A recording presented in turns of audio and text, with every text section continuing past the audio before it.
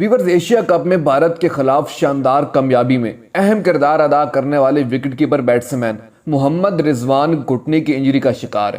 پاک بھارت میچ کے فوری بعد محمد رضوان کو اسپتال لے جایا گیا، جہاں ان کے سیدھے گھٹنے کا MRI اسکین کرایا گیا، جس کی رپورٹ سامنے آنے کے بعد ان کی افغانستان کے خلاف میچ میں شمولیت کا فیصلہ کیا جائے گا۔ ویورز، اب یہاں سوال یہ ہے کہ اگر محمد رضوان نہ کھیلے تو وکٹ کیپنگ کون کرے گا؟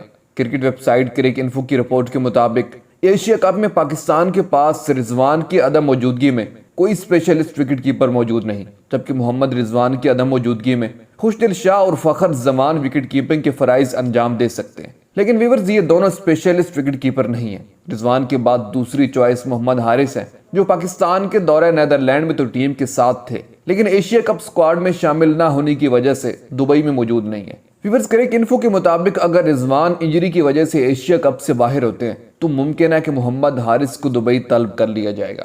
ویورز، خوشدل شاہ یا فخر زمان سے ہی وکٹ کیپنگ کرانی چاہیے یا پھر اسپیشلسٹ وکٹ کیپر محمد حارث کو بلانا چاہیے؟ کمنٹ میں اپنی رائے کا اظہار ضرور کیجیے، اور کھیلوں کی لیٹسٹ اپڈیٹ جاننے کے لیے ہمارے ساتھ جڑے رہیں اور ہمارے اس چینل کو ضرور سبسکرائب کر دیں۔ جزاک اللہ۔